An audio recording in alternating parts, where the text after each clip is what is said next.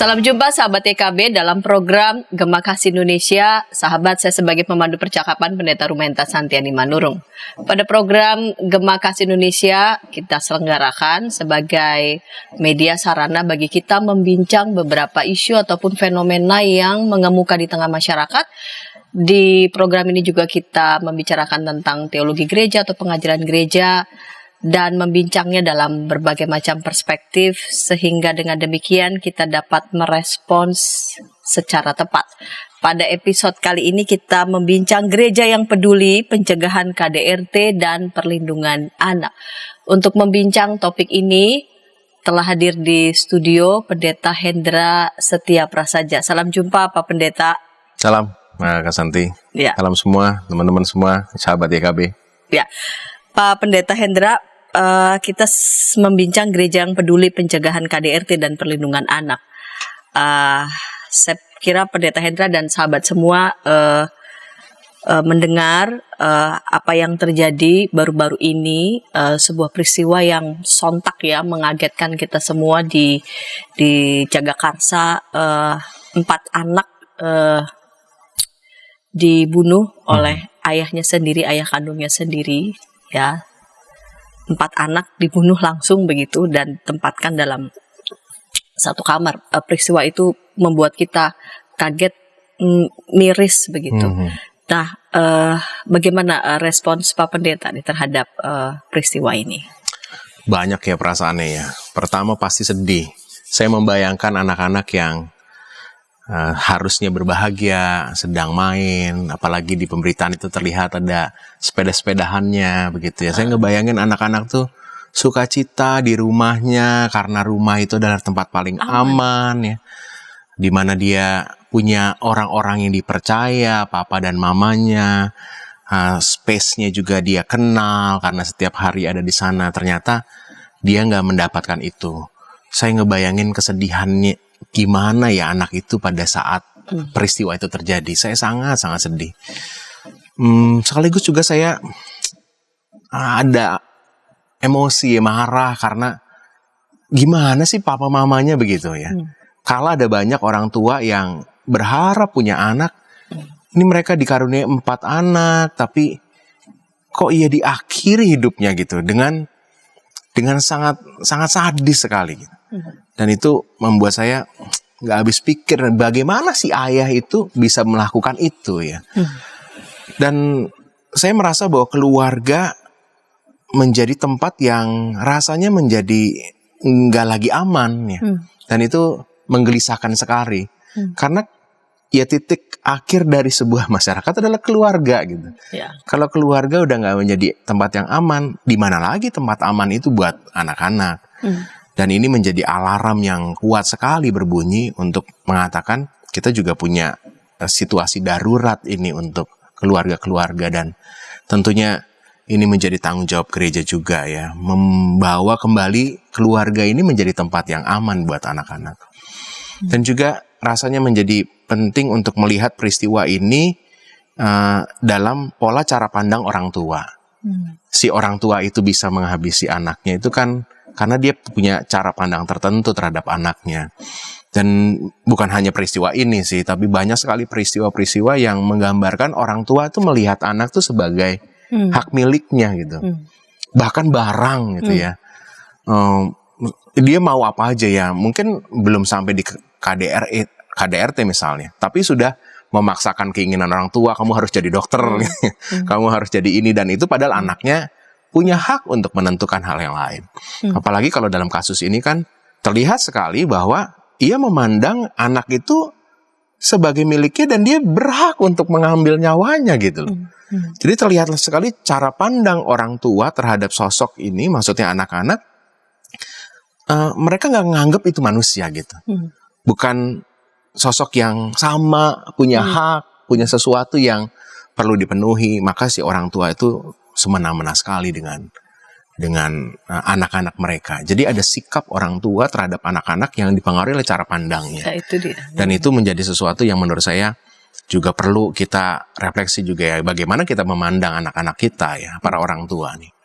Yang berikutnya menurut saya dalam kisah ini, dalam tragedi ini, memperlihatkan bahwa anak-anak memang nggak terlindungi, bahkan di tengah keluarga sekalipun. Ya. Kan kita kalau ngikutin berita ini bahwa papanya itu punya emosi terhadap istrinya, kemudian meluapkannya itu pada anak-anaknya. Jadi kan sebenarnya anak jadi tempat revenge-nya gitu ya.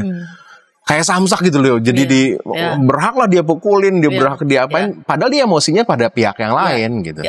Jadi anak tuh udah kayak nggak punya hak lagi, nggak punya sesuatu, bahkan menjadi tempat meluapkan sesuatu. Tempat meluapkan sesuatu.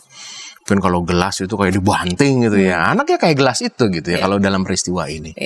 Dan juga terlihat sekali anak tuh jadi kayak objek pengganti gitu. Dia pengen pukul istrinya. Tapi dia nggak sanggup, lalu pukul anaknya gitu. Dia mungkin ada orang tua yang dalam konteks berbeda, dia pengen marah sama bosnya, nggak nyampe, dia marah sama anaknya begitu. Jadi ada situasi anak tuh sangat-sangat nggak terlindungi, bahkan dia punya kerentanan yang membuat dia tuh nggak bisa punya pilihan. Yang berikutnya juga menurut saya, kalau kita ngelihat berita itu kan, itu rumahnya kan dempetan ya, dengan tetangga. Nggak, tetangganya deket-deket gitu loh. Jadi saya pikir di mana ya tetangga-tetangganya gitu loh. Kan 4 anak loh gitu. Saya nggak ngebayang gimana cara ya menghabisinya, tapi mungkin orang-orang sekitarnya juga mungkin kepekaan atau kepedulian, perhatiannya pada anak-anak ini.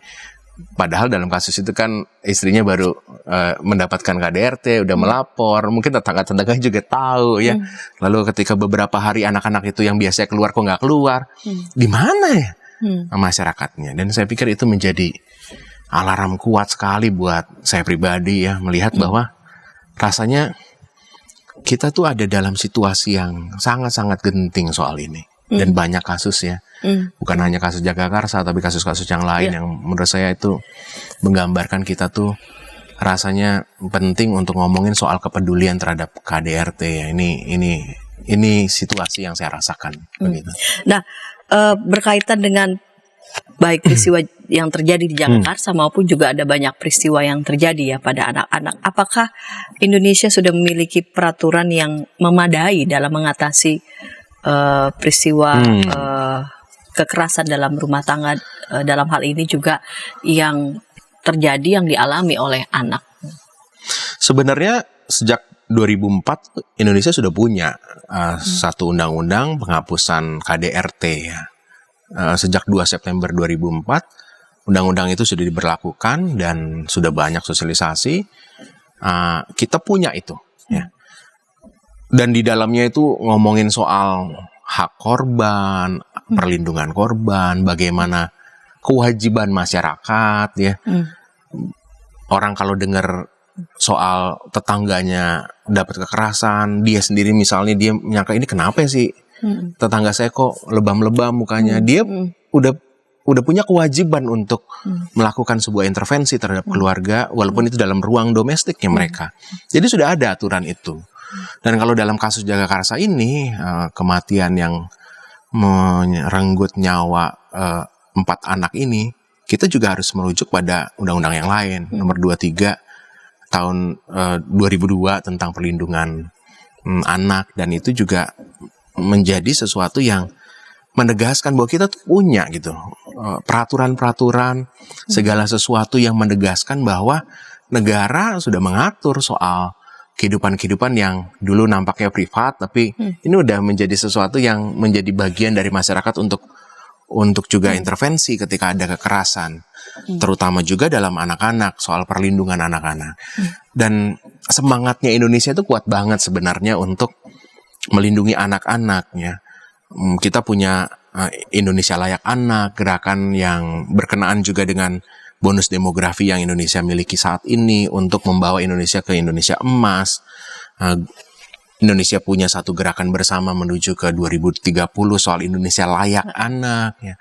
Itu kan sebenarnya menggambarkan bahwa pemerintah dalam ruang ini memang secara serius kita tuh punya ya ruang-ruang untuk melakukan intervensi-intervensi terhadap terhadap kekerasan dalam rumah tangga, termasuk perlindungan anak. Nah, yang problemnya adalah ya kita seringkali merasa bahwa kita nggak tahu, kita belum tersosialisasikan, lalu itu masih ruang privat kan. Kekerasan dalam rumah tangga seringkali menjadi ruang di mana orang nggak mau intervensi ya, padahal ada aturannya. Kita punya gitu. Nah, kita kan bicara tentang KDRT ya, kekerasan dalam rumah tangga. Tadi Pak Pendeta sudah menjelaskan kita punya loh regulasi ya, peraturan.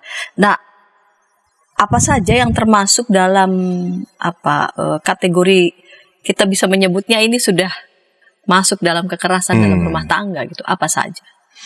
Saya ngutip ya satu bagian di Undang-Undang Penghapusan Kekerasan dalam Rumah Tangga itu mendefinisikan KDRT itu gini. Setiap perbuatan terhadap seseorang, terutama perempuan, yang berakibat timbulnya kesengsaraan atau penderitaan secara fisik, seksual, psikologis, dan atau penelantaran rumah tangga, termasuk ancaman untuk melakukan perbuatan pemaksaan atau perampasan kemerdekaan secara melawan hukum di lingkup rumah tangga. Jadi kalau ngelihat definisi ini, ruangnya itu lebar banget ya. Ada fisik, seksual, psikologis, penelantaran rumah tangga ya. Dan disebutkan di undang-undang itu terutama perempuan begitu ya. Karena dalam masyarakat patriarkal seperti Indonesia kan segala sesuatu banyak lebih cenderung diputuskan oleh laki-laki. Dan masyarakat lalu memandang perempuan ya di rumah saja, lemah ya. Beberapa haknya itu lalu dibelenggu karena ya laki-laki yang memutuskannya. Maka menyebut terutama perempuan, menurut saya dalam undang-undang itu mau menegaskan situasi yang ada di Indonesia tentang patriarkal. Tapi perlu dicatat juga, ini bukan berarti perempuan nggak bisa menjadi pelaku ya. Tetap juga berpeluang untuk menjadi pelaku kekerasan dari rumah tangga. Jadi siapapun ya, terutama perempuan. Ini penting untuk kita sadari bahwa situasinya itu memang unik di Indonesia soal posisi perempuannya ya. Di undang-undang itu sendiri, di Undang-Undang Penghapusan Kekerasan dari Rumah Tangga itu menyebutkan siapa orang-orang yang disebut dalam rumah tangga ya. Bukan hanya keluarga, suami, istri, atau anak, tapi juga orang-orang saudara yang ada di rumah ya. Mungkin opa dan omanya ya. Kalau opa dan omanya melakukan kekerasan ya itu juga termasuk dalam ruang itu. Termasuk juga asisten rumah tangga gitu. Jadi asisten rumah tangga juga termasuk. Bukan sedarah tapi mereka ada di rumah gitu ya. Jadi kalau kepala rumah tangga atau anggota keluarga melakukan kekerasan pada asisten rumah tangganya itu termasuk dalam korban di Undang-Undang Penghapusan KDRT itu. Gitu. Menarik ya. Jadi termasuk asisten rumah tangga pun juga karena dianggap dia ada di dalam rumah. Jadi ketika kekerasan itu terjadi dalam rumah ya bisa saja itu juga dikenai. Jadi pola kekerasan itu termasuk dalam rumah tangga. Itu polanya adalah siapa yang dianggap paling rentan begitu ya. Siapa yang dianggap paling vulnerable begitu. Dan dalam konteks ini kan berarti semuanya ya. Rentan gitu. berarti. Iya, siapapun. Nggak bisa, laki-laki kepala rumah tangga akan lebih kuat gitu. Enggak juga loh ya. Iya. Dalam beberapa kasus, anak menganiaya orang tuanya. Ya begitu ya. Ada juga. Menelantarkan orang tuanya ya. Betul. Dan itu siapa yang punya posisi kuat, itu berkewajiban untuk keluarganya juga dijamin ya, dilindungi, tidak ada penelantaran yang terjadi misalnya gitu. Itu bisa menggambarkan semua orang bisa menjadi pelaku maupun juga korban gitu. Juga korban. Baik, jadi kekerasan dalam rumah tangga tadi ya sudah disampaikan oleh pendeta. Nah, bentuk kekerasan apa saja yang bisa terjadi dalam rumah tangga kita akan ulas itu segmen kedua. Namun sebelumnya kita dengarkan pesan-pesan berikut ini.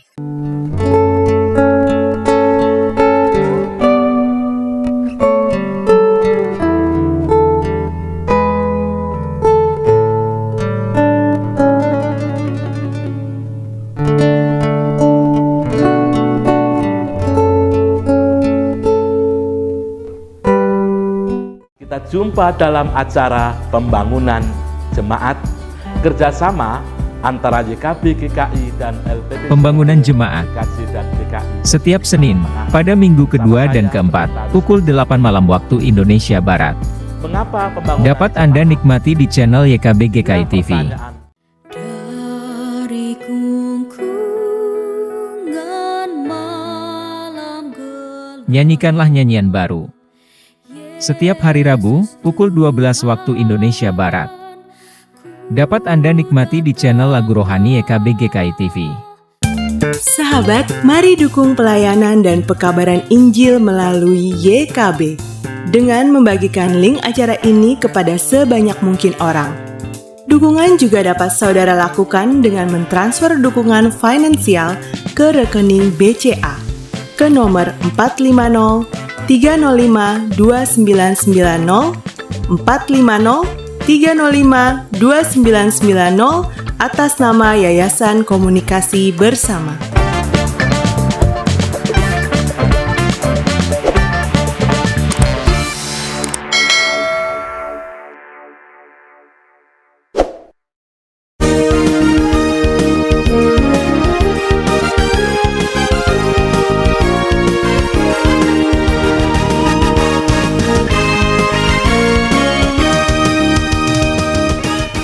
Sahabat senang masih bersama dengan kami dalam program Gema Kasih Indonesia. Pada episode kali ini kita membincang tentang gereja yang peduli, pencegahan kekerasan dalam rumah tangga, dan perlindungan anak dengan narasumber Pendeta Hendra Setia Prasaja sebagai Direktur Bina Warga. Saya sebagai pemandu percakapan Pendeta Rumenta Santiani Manurung. Saya mengajak sahabat boleh berinteraksi di kolom komentar yang sudah tersedia. Baik Pak Pendeta, kita lanjut di segmen kedua ini tentang bentuk-bentuk apa saja yang berkaitan dengan kekerasan dalam rumah tangga itu? Bentuk-bentuknya, tindakan-tindakannya. Di definisi KDRT tadi disebutkan ya, ada kekerasan fisik. Kekerasan fisik mah udah jelas ya. Di undang-undang itu di pasal 6 disebutkan beberapa hal yang berkenaan dengan timbulnya luka atau seseorang mengalami sakit ya. Itu udah jelas ya, kalau dipukul lebam gitu. Kenapa lalu perlu ada visum ya. Lalu juga ada sampai dirawat begitu ya. Belum dirawat juga sebenarnya sudah termasuk dalam kekerasan fisik ya.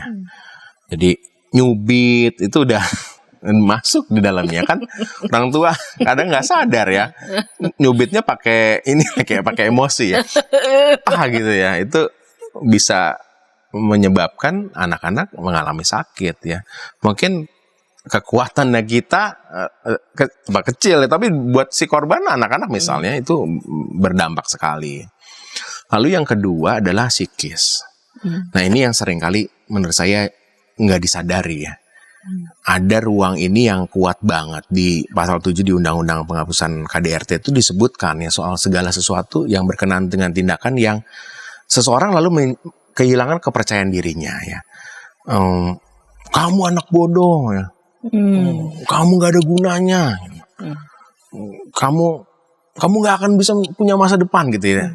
Kalau itu dibiarkan ya, ada yang fisiknya enggak sih, tapi psikis, yang verbal, yang sesuatu yang membuat hal-hal yang akhirnya seseorang tuh jadi kehilangan kepercayaan dirinya. Itu terus diucapkan terus menerus.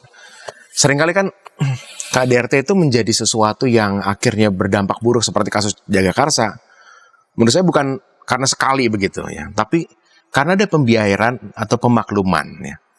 Mungkin dicubit sekali gitu ya, udah biarin lah, namanya juga orang tua gitu ya. Tapi kalau nggak diingetin, si pelaku itu merasa it's okay, nyubit itu okay ya. Lalu terpola terus ya, udah dari nyubitnya si anak itu begitu naik lagi, nampar ya begitu. Lalu tindakan-tindakan yang akhirnya membuat si pelaku tuh merasa bahwa itu bukan masalah gitu. Karena nggak ada yang intervensi kan. Nggak ada yang ngomongin, nggak ada yang lalu melawan misalnya gitu ya. Dan itu berujung pada akhirnya tadi yang nggak pakai alat, sekarang pakai alat, pakai rotan misalnya begitu. Nah akhirnya bisa berujung pada kematian. Psikis bisa menjadi awalnya dari ucapan ya. Orang jadi kehilangan harga diri. Istri misalnya atau suami ya atau siapapun sebenarnya ketika dimaki dan merasa bahwa iya saya memang nggak berguna, saya nggak bisa kerja, dan dia jadi takut untuk ngelamar kerja karena di rumah pun papa mamanya ngomongin kamu nggak berguna, kamu pasti gagal dan lain-lainnya. Itu kan ucapan verbal yang secara psikis lalu membuat dia kehilangan segala sesuatunya, kepercayaan dirinya, bahkan keberaniannya untuk mencoba. Ya. Itu tuh kan berdampak besar banget gitu ya. Karena Jadi selalu salah. bener. Dan akhirnya itu menjadi penerimaan juga gitu. Udahlah saya memang begitu gitu. Itu kekerasan psikis. Dan ini yang menurut saya, kalau fisik udah jelas ya gitu kan, kita ngelihat lah itu. Tapi kalau psikis tuh seringkali nggak disadari banyak orang. Dan itu termasuk kekerasan psikis ya. Yang berikutnya di Undang-Undang Penghapusan KDRT itu disebutkan soal kekerasan seksual ya. Ini menarik sih, kalau ngomongin soal kekerasan seksual di tengah rumah tangga begitu, kita kan berpikir ya berarti misalnya dalam kasus anak diperkosa oleh orang tuanya begitu ya, itu udah jelas itu kekerasan. Tapi ada juga lah suami, istri mengalami kekerasan seksual.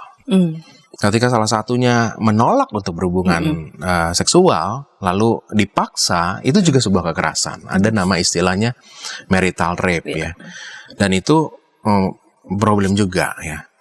Bagaimana seseorang tetap punya hak untuk memilih, untuk menolak, dan orang sekalipun ia pasangannya bisa menghargai itu. Dan biasanya kan, nih saya nggak tahu dalam beberapa kasus yang mayoritas tuh laki-laki merasa bahwa ya perempuan harus melayaninya kan, kamu istriku kan, kewajibanmu lah begitu. Dan itu menjadi problem besar dan itu kekerasan juga.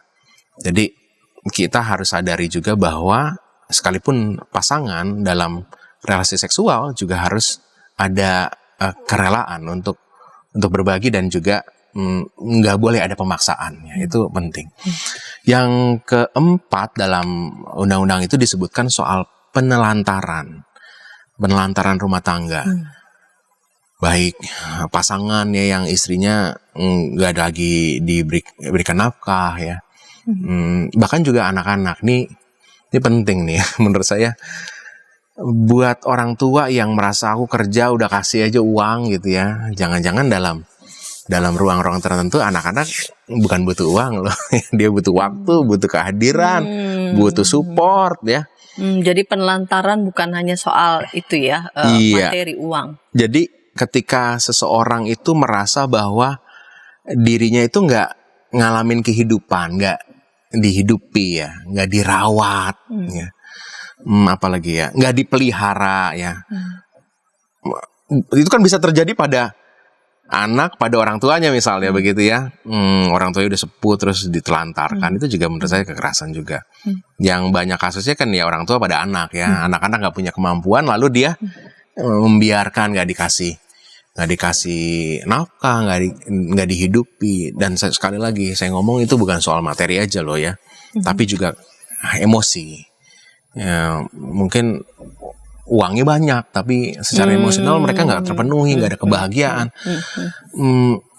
Dalam kasus yang sering juga nggak disadari, misalnya begini ya, istrinya ini pengen kerja, tapi suami melarang, gitu ya. Kan tanda kasih sayang. Gitu. Udah aku aja yang kerja, capek-capek gitu ya.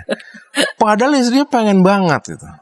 Dan saya pikir itu bisa, kalau akhirnya seseorang merasa hak untuk mengembangkan diri, untuk bekerjanya diberangus, itu adalah sebuah kekerasan. Jadi itu bukan tanda kasih sayang ya Pak.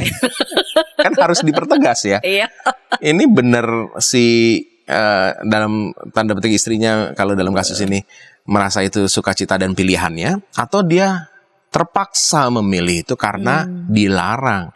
Dan banyak kasus tertentu akhirnya dia lalu karena nggak bekerja, akhirnya bergantung kan secara ekonomi. Iya. Terus apa-apa ya suaminya lah yang putusan. Dia nggak bisa punya independensi gitu loh. Jadi itu yang dalam banyak kasus itu memang sengaja dilakukan oleh pasangannya untuk membuat si pasangannya ini nggak punya kuasa. Bahkan untuk mengambil keputusan hal-hal saja harus bergantung begitu ya, karena terkondisi. Karena kan yang cari nafkah uangnya dari saya nih ya. Istri saya taunya beres. Beres. Tapi kalau kamu gunain uang harus lapor. Ya. kan jadi lemah ya.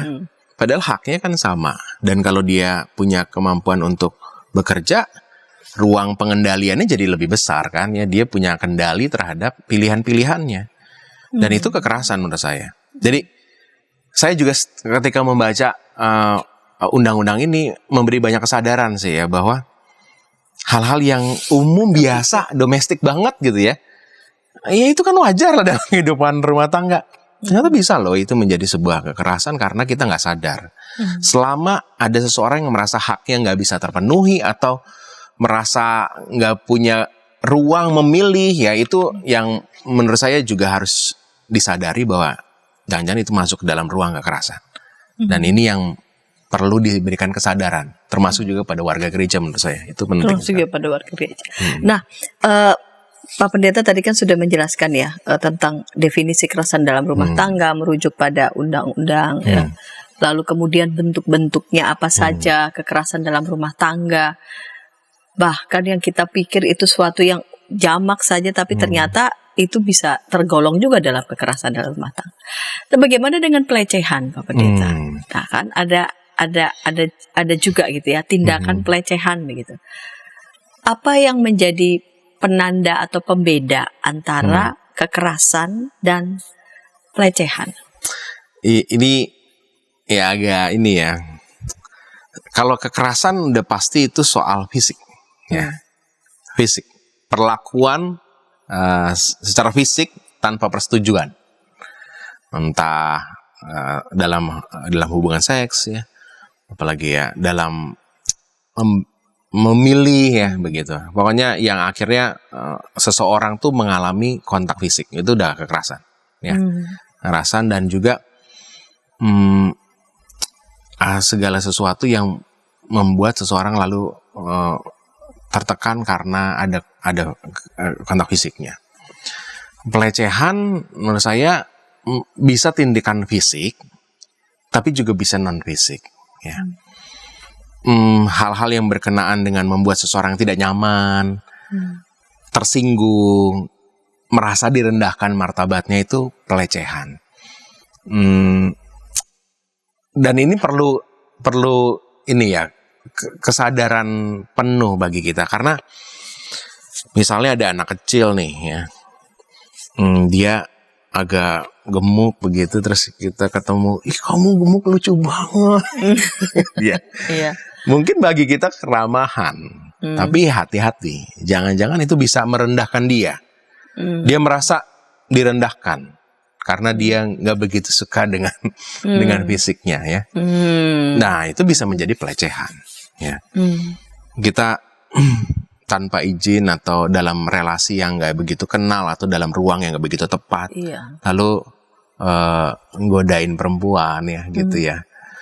Dan kalau itu si perempuan yang merasa direndahkan, itu pelecehan ya.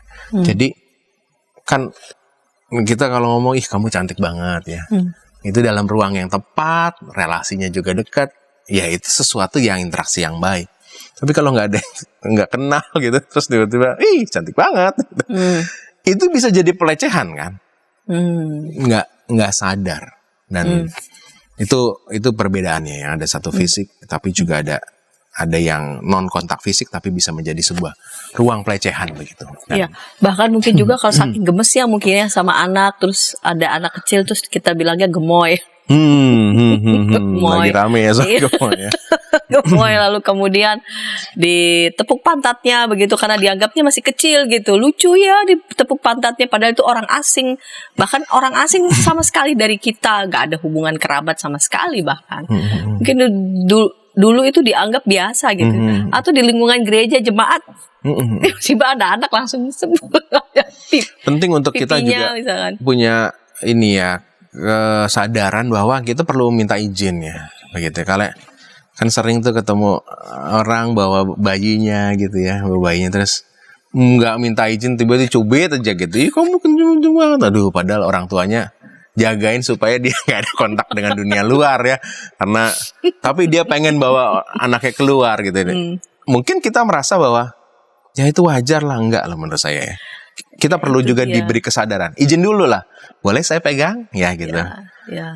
Boleh saya peluk kamu gitu ya. Itu menurut saya keterampilan baru yang perlu juga kita warga gereja miliki juga gitu. Jangan atas dasar komunal, kita kan keluarga, kita nggak apa-apa. Betul ya, dan kita merasa masa harus diatur-atur sih begitu, kenapa Iya. enggak? Makin susah katanya. Kenapa Makin enggak? ribet. Karena ada potensi-potensi itu kan. Lebih baik kita melakukan sebuah tindakan yang memang kita coba atur supaya akhirnya bisa baik lah. Apa yang kita rindukan baik, interaksi yang akrab, guyup, ya datang dalam hasil yang sebenarnya begitu ya, bukan pengennya akrab malah jadi luka ya kan. Pengennya deket malah jadi meluk, jadi malah sebaliknya gitu. Itu menurut saya penting ya. Baik Pak Pendeta, ketika terjadi nih kasus KDRT, apa yang harus kita lakukan? Kita akan ulas itu segmen ketiga, namun sebelumnya kita dengarkan pesan-pesan berikut ini. Tanganku dipegang. Injil dalam Melodi. Setiap hari Kamis, pukul 12 waktu Indonesia Barat. Dapat Anda nikmati di channel Bedah Lagu YKB GKI TV.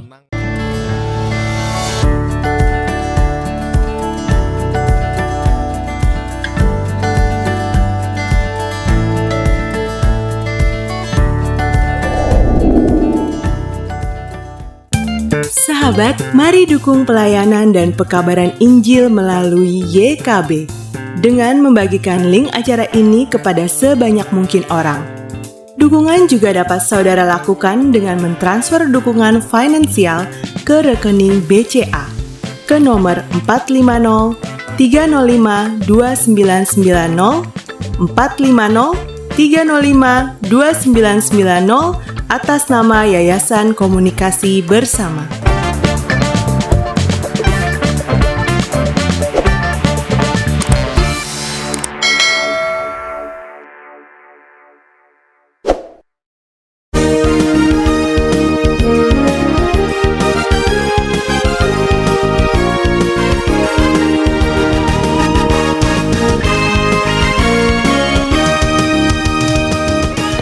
Sahabat sedang masih bersama dengan kami dalam program Gema Kasih Indonesia. Pada episode kali ini kita membincang tentang gereja yang peduli, pencegahan kekerasan dalam rumah tangga dan perlindungan anak.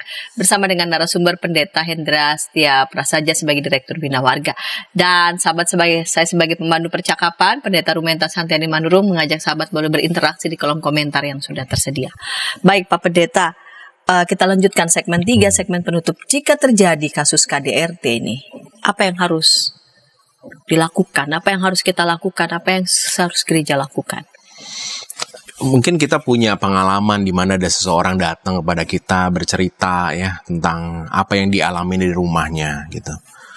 Beberapa lalu mengatakan, aduh ini kan masalah keluarga, saya nggak bisa ikut campur. Dan itu jadi apa yang diucapkan itu menjadi umum banyak orang gitu ya. Kalau kita yang sebaliknya kita tahu ada kasus tertentu, kita juga mau intervensinya jadi kagok ya karena, boleh nggak ya masuk gitu ya. Nah ini perlu diketahui bahwa di Undang-Undang Penghapusan KDRT itu ada sebuah kewajiban kita, ya, di mana korban itu kalau dia datang kepada kita tuh harus memenuhi haknya ya. Di undang-undang itu diatur ya, pertama dia harus bisa terpenuhi perlindungan dari pihak keluarga. Kan lucu kan, dia datang ke kita ngomong, saya ini habis dipukulin di rumah saya, terus disuruh pulang lagi gitu kan ya. Jadi nggak kita lindungi gitu. Maka ada ruang di mana yaudah tinggal di tempat di mana yang aman ya. Nah, maka itu dampaknya nanti kita harus tahu rumah aman di mana, tempat yang disepakati dalam konteks organisasi kita di mana gitu ya. Jangan sampai kita niatannya baik di rumah lalu jadi perkara ya nantinya, karena itu adalah pilihan yang salah begitu. Jadi pertama perlindungan ya. Dalam konteks kalau dia melapor ke polisi ya wajib melindungi ya. pengadilan juga harus punya putusan di mana dia harus melindungi si korban ini. Yang kedua adalah pelayanan kesehatan. Kalau dia terluka gitu, di rumah sakit harus bertindak untuk Jangan mempersulit. iya begitu ya, untuk bisa memberikan kebutuhan pelayanan kesehatannya. Juga soal kerahasiaan korban ya. Kalau dia ngomong begitu, ini kan masih awal sekali, harus ada penyelidikan dan lain-lainnya, dia harus dirahasiakan ya. Dan itu penting untuk kita sadari. Yang berikutnya soal pendampingan ya. Pendampingan dan juga bantuan hukum. Kalau dia ada kasus kekerasan lalu perlu bantuan hukum, itu juga penting untuk kita tahu bahwa dia punya hak itu. Dan yang kelima yang menarik menurut saya di pasal 10 Undang-Undang Penghapusan KDRT itu adalah pelayanan bimbingan rohani. Nah, ini ruang gereja menurut saya penting ya. Bahwa kita tuh punya kewajiban untuk memenuhi hak si korban ini ya. Di mana dia bukan hanya kita lindungi tapi juga kebutuhan emosionalnya, rohaninya itu terpenuhi. Dan di dalam undang-undang itu disebutkan soal begini ya. Saya bacakan satu bagian pasalnya nih ya. Di pasal 15 itu setiap orang yang mendengar, melihat, atau mengetahui terjadinya kekerasan dalam rumah tangga wajib melakukan upaya-upaya sesuai dengan batas kemampuannya. Jadi kalau kita dengar nih, wah jangan diam aja. Misalnya ada teriakan nih tetangga kita nih. Kita kan belum tahu ada apa yang terjadi nih. Tapi di undang-undang itu disebutkan wajib melakukan upaya. Pertama, mencegah terjadinya tindakan itu. Jadi kita bisa gedor rumahnya. Jangan takut ya. Kita harus tahu ada aturan yang melindungi kita. Kalau kita tanya, ada apa Pak? Kenapa kamu gedor-gedor rumah saya? Ya saya berhak untuk tanya ya. Karena kita jangan sampai ada terjadi kasus seperti Jagakarsa tuh ya itu. Lalu juga memberikan perlindungan pada korban. Ternyata benar dipukulin ya. Kita berhak untuk ambil itu anak itu. Sampai lebih berat lagi nanti. Betul. Ya, jadi kita mencegahnya. Kalau si pelakunya mengatakan, ini kan anak saya. Enggak, ini adalah orang yang punya kehidupan juga, bukan hak Bapak gitu. Dan itu kita, warga gereja, kita, warga masyarakat, perlu tahu juga. Jangan lalu si pelakunya minta si anaknya balikin lagi ke rumah. Kita tuh berhak untuk menahannya. Kenapa? Karena saya melihat sendiri bahwa melakukan tindakan kekerasan. Maka anak ini harus diselamatkan. Dan itu penting ya. Lalu memberikan pertolongan darurat. Pertolongan darurat.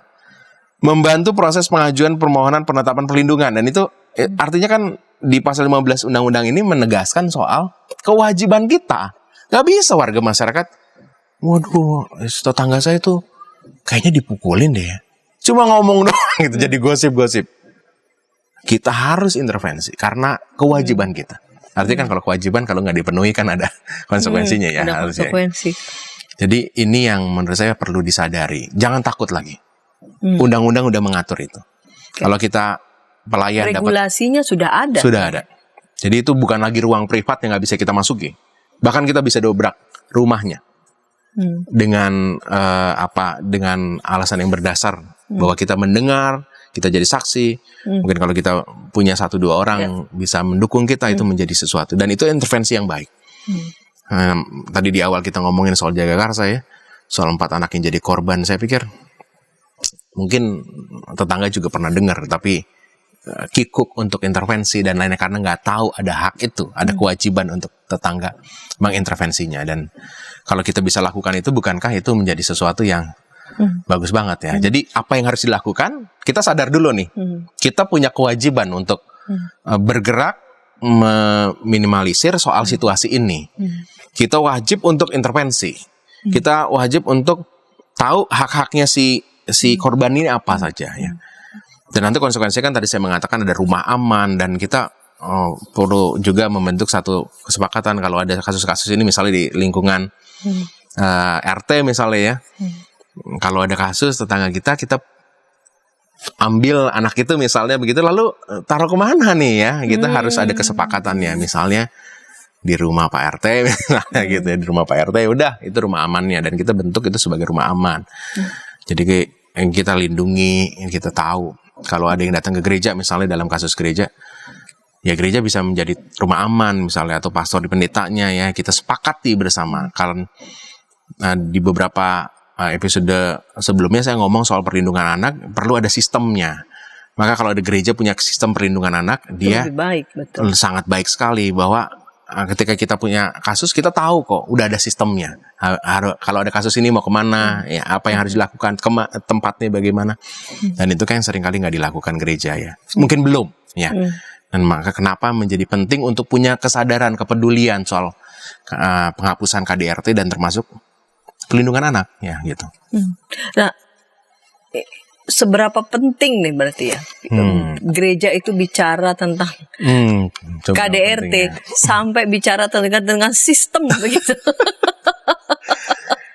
Kalau Ngurusin gereja berarti banyak ini. banyak, betul. Ini berarti kan kita sadar bahwa ini bukan sekedar soal ngurusin pertumbuhan iman ya, tapi dalam pertumbuhan iman kan kalau kita mengatakan pertumbuhan iman terjadi di keluarga, loh kalau keluarganya aja udah nggak berfungsi, bagaimana bisa terjadi pertumbuhan iman ya?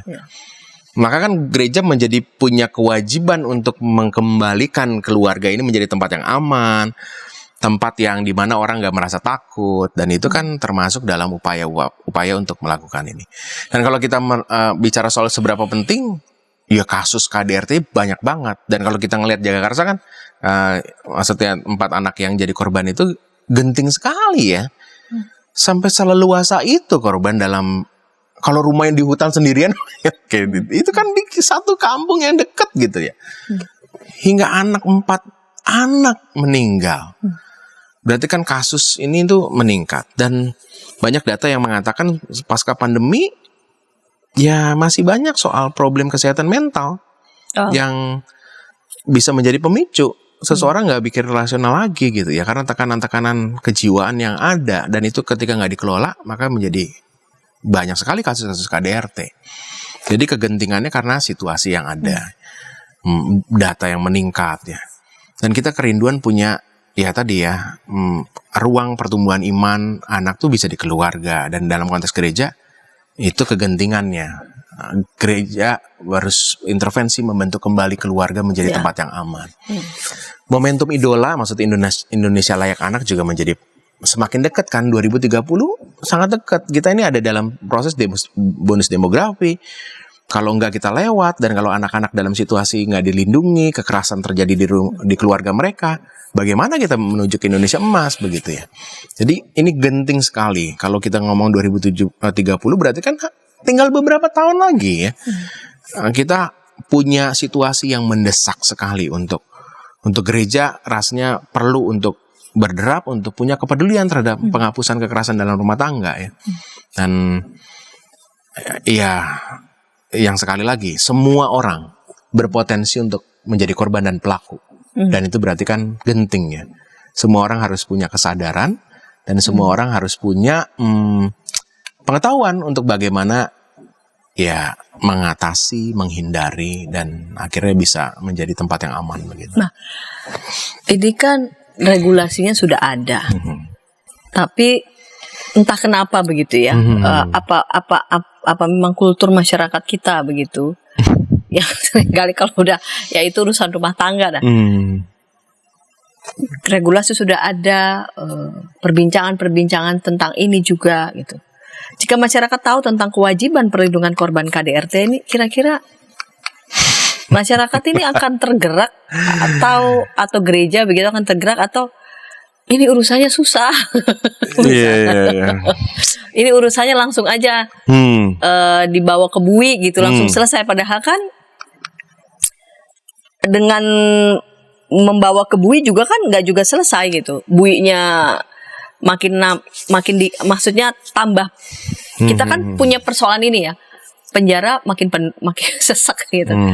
Padahal tindakan-tindakan lain yang bisa kita lakukan sebetulnya dalam rangka untuk mencegah dan sebagainya itu kita tidak lakukan.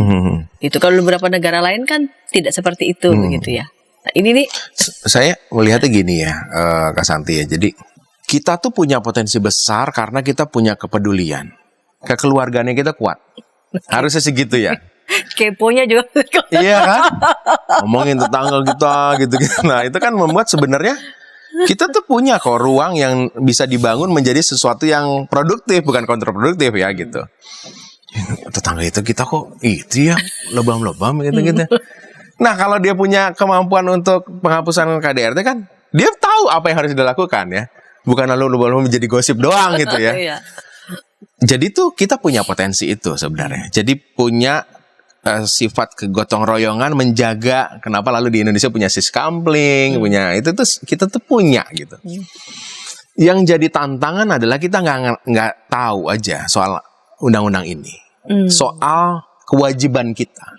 Maka kan kalau ada kasus itu lalu malas jadi saksi, nanti repot, gitu kan. Dan banyak kasus-kasus kekerasan atau kejahatan kan itu juga terjadi. Kita repot lah.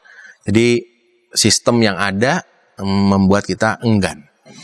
Lalu juga takut jadi dapat ancaman dari pelaku. Dapat ancaman dari pelaku itu juga problem ya. Nggak mau repot jadi dapat ancaman. Lalu yang tadi kesadaran bahwa nggak mau nyampurin urusan keluarga orang lain. Ya. Itu kan ruang privat. Enggak loh. Di Undang-Undang Penghapusan KDRT itu mengatur soal itu. Bahwa kita berkewajiban intervensi. Dan itu kalau kita tahu, kita punya kewajiban itu dan maka kita akan intervensi ya. Belum lagi soal ya macam-macam ya, posisi status misalnya yang melakukan kekerasan di gereja itu pendetanya gitu. Pendeta pada istrinya gitu ya. Wah, nggak enak loh, dia kan pendeta ya. Gimana nanti? Dan itu problem sekali ya. Kita harus juga punya kemampuan bahwa nyawa seseorang, kasihan kan anggota keluarga si pendeta yang melakukan kekerasan itu ya. Maka kita harus juga punya kemampuan intervensi. Jadi kalau pertanyaannya, apakah masyarakat akan bisa bergerak dengan mudah? Ya potensinya ada, tapi juga tantangannya ada. Maka menjadi penting untuk membangun sistem perlindungan. Dari mana berarti kita mulai membangun sistem itu? Jadi kalau kita punya sistemnya kan jadi tahu ya gimana sih harus kalau ada kasus ini tuh apa yang harus dilakukan ya. Nah apa yang harus dibangun ya. Kalau nggak ada gimana? Bingung kita juga kan. Kalau saya saat ini dapat kasus misal gitu ya, saya gimana ya gitu masih bingung kan. Tapi kalau ada sistem, habis ini saya harus ngapain, lapor kemana, lalu harus apa, karena udah ada kan. Sebagai pendeta kita, mungkin kita juga perlu menyadari kita nggak cukup dibekali karena nggak ada sistemnya kan. Betul. Kalau ada orang datang nih, aku dianiaya sama papaku, apa yang aku harus lakukan? Kita masih gereja A, gereja B, kita masih beda-beda kan. Tapi kalau kita tahu ada sistemnya yang dibangun bersama, kita juga ngerti bagaimana SOP-nya gitu. Nah, saya pikir akan menjadi lebih mudah untuk kita para pelayan di lapangan melakukannya. Maka menjadi penting untuk membangun sistem itu. Sistem perlindungan anak, penghapusan KDRT di gereja. Gitu. Kan gereja urusannya sama banyak keluarga ya. Saya pikir sahabat GKB kita semua banyak sekali kasus ya. Entah yang dilaporkan, maksudnya orang lapor datang ke kita, atau kita sendiri mengira-ngira ini nih ada sesuatu deh ya. Iya gitu. Tapi kita nggak melakukan apa-apa kan, karena kita nggak punya sistemnya dan juga nggak tahu gitu sih. Baik, artinya kita bisa loh melakukannya dan begitu banyak informasi, tinggal kita mau apa tidak begitu ya. Baik, di ujung segmen 3 ini Pak Pendeta boleh menyampaikan pesan pastoral nih kepada para sahabat berkaitan dengan topik ini, silakan. Ya, saya berkaca dengan banyak sekali kasus-kasus yang berkenaan lalu membuat anak-anak menjadi korban ya.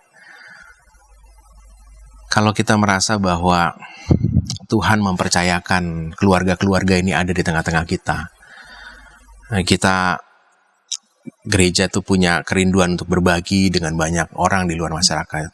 Waktunya kita juga memperhatikan orang-orang di sekitar gereja sendiri, keluarga-keluarga. Segeralah membangun sistem ini, karena ini mendesak, kasusnya banyak. Maka kalau kita membangun sistem ini, kita sedang berupaya melakukan sebuah proses menghadirkan sebuah situasi yang aman. Zakaria 8 mengatakan kan pada ayat 4 dan 5 itu soal situasi kota Yerusalem yang dimana para lanjut usia duduk-duduk di jalan-jalan Yerusalem dengan tongkat, dengan lanjut usianya. Anak-anak laki-laki dan perempuan bermain-main di jalan-jalan Yerusalem. Berarti kan situasinya segala usia di tengah keluarga aman. Riang bermain, duduk-duduk berbagi kehidupan. Dan itu hanya bisa terjadi kalau gereja melakukan upaya untuk memulihkan keluarga-keluarga. Jadi nanti kalau gereja bisa bentuk program-program parenting, program-program ya sosialisasi tentang bagaimana melakukan proses penghapusan KDRT ya. Parentingnya sekarang kan mungkin bisa juga ditambahkan soal parenting berbasis pada konvensi hak anak misalnya gitu ya. Bahwa anak tuh punya banyak hak dan kenapa kita harus melakukan parenting ini dan itu. Saya berharap gereja ambil peran proaktif lebih banyak karena gereja punya ruang untuk melakukan itu. Banyak keluarga yang dipercayakan Tuhan hadir di gereja. Intervensinya besar sekali. Dan ini kalau momen-momen Natal begini, momen contoh yang luar biasa keluarga kudus ya. Kita punya ruang di mana bukan hanya merayakan Natalnya, tapi juga Natal bersama keluarga ya. Itu menjadi penting. Baik Pak Pendeta, terima kasih untuk sedia. Dan sahabat, jika sahabat ingin menyampaikan saran masukan, sahabat boleh menyampaikannya melalui nomor 0812-8188-9191. Kita jumpa di episode yang akan datang dengan topik-topik menarik lainnya dalam program Gema Kasih Indonesia. Salam.